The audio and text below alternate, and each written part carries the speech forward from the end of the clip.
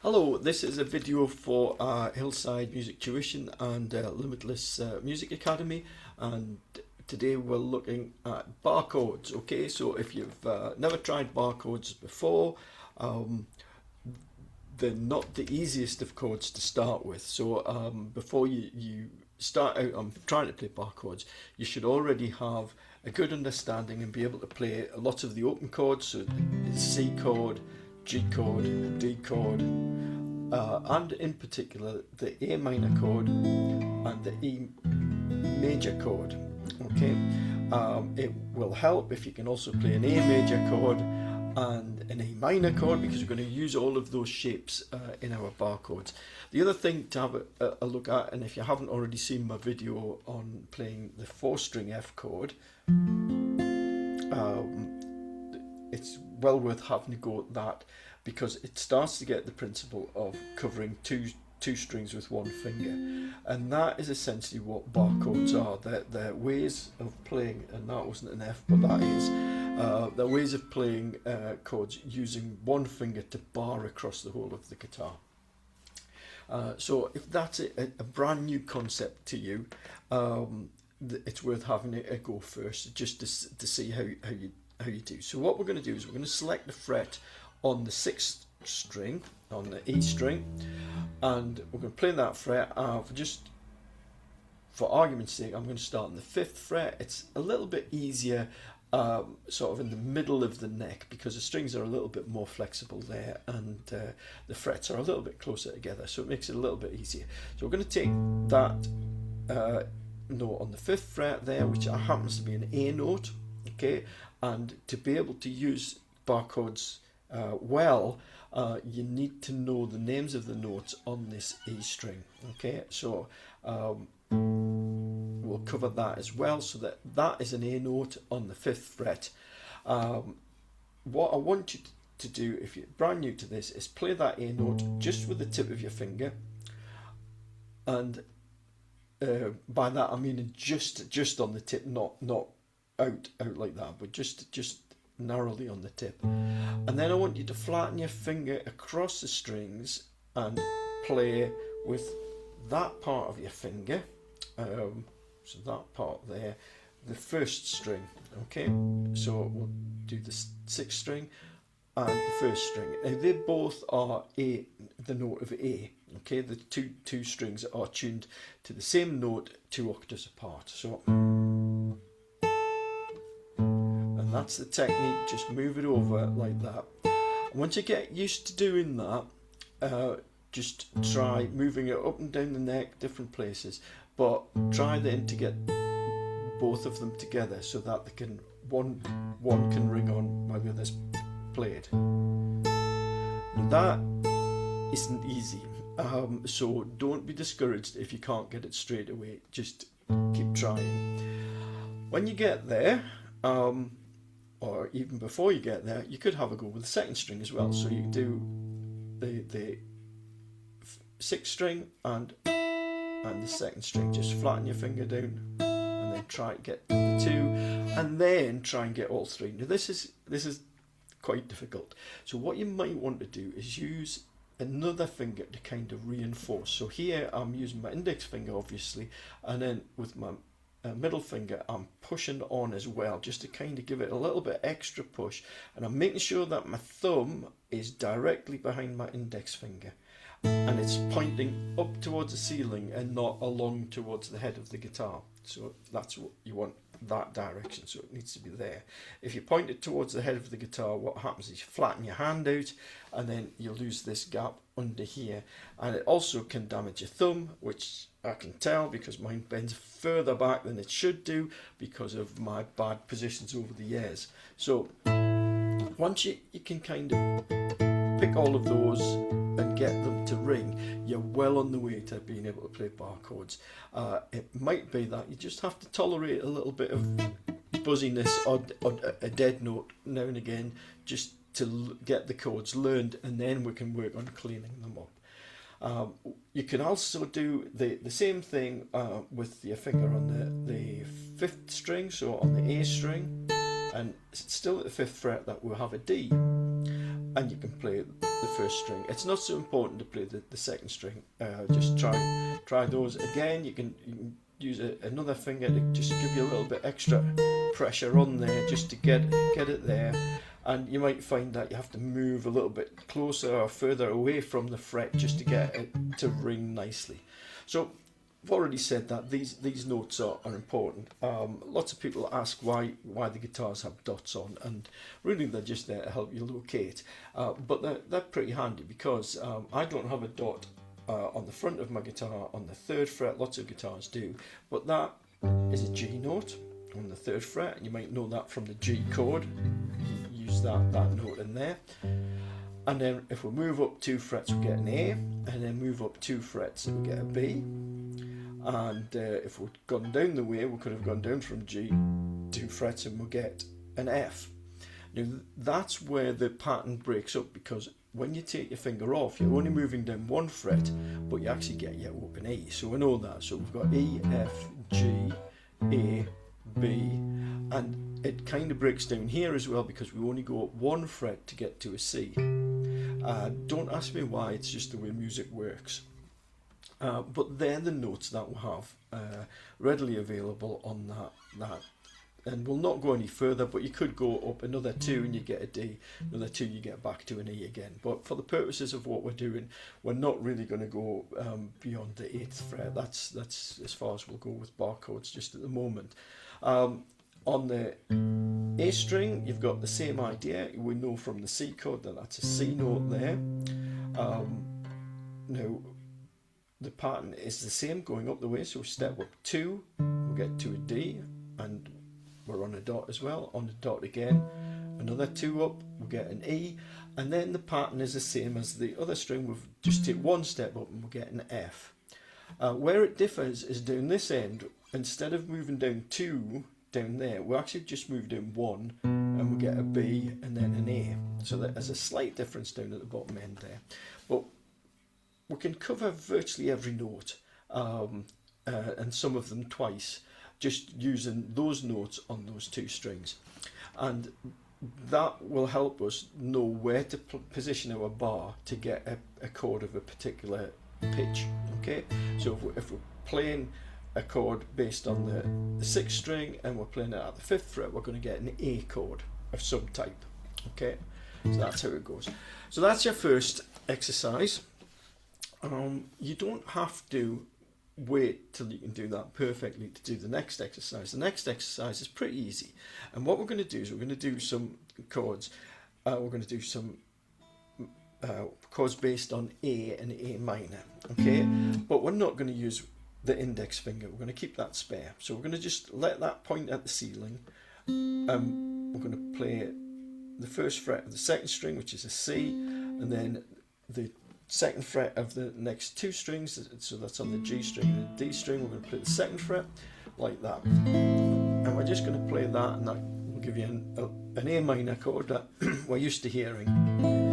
Okay, and we can alter that A minor chord by taking off the your 4th finger and letting the open string ring through, and you get a minor 7th chord, which is a lovely, nice, open sounding chord. Yeah, okay, used an awful lot. So they're the 2 variations. We can also do an A major chord, and by sort of getting 2-2-2 in line there, and on this occasion we're not using index finger either, and we can take off the middle, the ring finger rather, the one that is in the middle, and we'll get the 7th chord there. So we'll get an A and an A7 chord. Okay, now you might wonder why that's important to be able to do that, and it's because that shape can then be taken. So I've got an A minor there. You can then take that up so that the whole position shifts up, and here I've moved it so my ring finger is on the 6th fret, but the shape is still exactly the same. And what I'm going to do is I'm going to use my index finger to stop the 5th string at the 5th fret, and you get a minor chord. Now you might have noticed that I didn't play the 1st string there. I just played, because I haven't actually put a bar on, I've just put my index finger on the 5th string, but having practiced it, you should be able now to try and get that finger to flatten against that 1st string and get it to ring like that. Now you might find that you just get that kind of sound there, so just persevere but tolerate it to get used to the chord shape and moving around that chord shape. And by the same token that we had down at the bottom end, you can lift your pinky off and you can get a minor 7th. I had a buzz in there, but I've corrected it. And you can also have your major shape, so by getting 2, 2, 2, or 2 above my finger anyway, you can get a lovely D chord. Okay, which is not a D chord that we use an awful lot. It's there, and by lifting the ring finger off, you can get a D7 chord. Yeah, and it's in there. So essentially, that's the shapes, or the kind of shapes that you can use to play based on the root note that's on the 5th string. To get the root note on the 6th string, you do the same thing that we did. So without your index finger, we play an E major chord, and that gets you there. If we lift the pinky off, that's the one, the 4th finger, you get an E7, and if you lift your middle finger off, you get an E minor, and if you lift the middle finger and pinky, you get an E minor 7th. Okay, so we've got 4 chords that we can get out of that one shape just by slightly adjusting them. Again, if we take those up so that your middle finger's on the 6th fret, again we're going on the bar on the 5th fret. This time we're going to bar to try and get the 6th string and the 1st string and the 2nd string. Okay, and if we get all of those, yeah, wonderful A major chord. And then we can lift the pinky off to get an A7 chord. We lift the middle finger off to get an A minor chord, and we get the A minor 7th. And there's lots of other variations. You can put fingers down in various different places to get a different sounding chord. So within those sort of basic shapes, you have, well, I didn't count them all, but at least 8 different shapes that we had on that 5th fret, and probably a lot more, so probably something like 10 or 12 or something like that are regularly used, and that's just for one fret. So you can start to see how as you move between sort of the 1st fret and the 8th fret, where you multiply that out, you've instantly got hundreds and hundreds of chords at your disposal. So same idea, if you tick that up 2 frets from based on the A note up to the B note, you've got a B, a B7, a B minor, a B minor 7th. Okay, all in that little sort of cycle of shapes there. If you played the note in between A and B, you would get a B flat. Now, it could equally be called an A sharp, but we generally tend to call it a B flat. And you've got a B flat chord and a B flat minor and a B flat 7, etc., etc. If you say took your D minor shape, which is on the 5th fret, and took it down 1 fret, you would have a C sharp minor. Again, we generally call it that rather than D flat minor, but in between the notes we'll always have a sharp and flat, and they're the same note even though they've got 2 different names. So if we went up from the D, so shall we say it's a D major chord this time, and we went up 1 fret, we haven't quite got to E because that's a fret higher, but we're at an E flat. And again, we tend to refer to it as E flat rather than D sharp, although they're both exactly the same things. And as we go up, we can get an F chord up there, and get a C chord there. So all of the chords that we've learnt down the bottom as open chords, we can repeat them up the neck. Well, you might say, well, why bother? Why not just play the opens? And there's certain songs where the open sound chords sound really, really good, and that's the correct thing to do. But in other occasions, you might want to do something slightly different with your chord, and you might want to be able to sort of deaden the chord. So apart from the fact that you can move these chords around, they're very, very good for stopping the notes ringing, because you simply just need to release the pressure on the chord as you strum it. So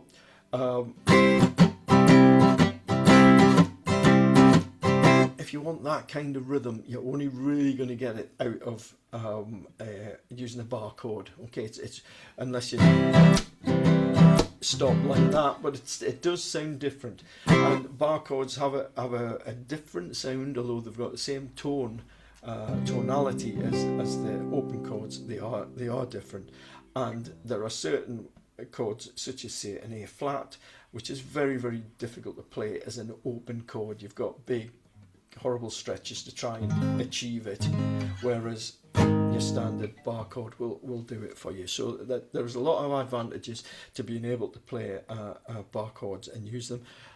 If you find it virtually impossible and very, very difficult, and some people do, it just depends on the shape of your hands and the strength of your hands, the type of guitar you've got, you might find that you're a little bit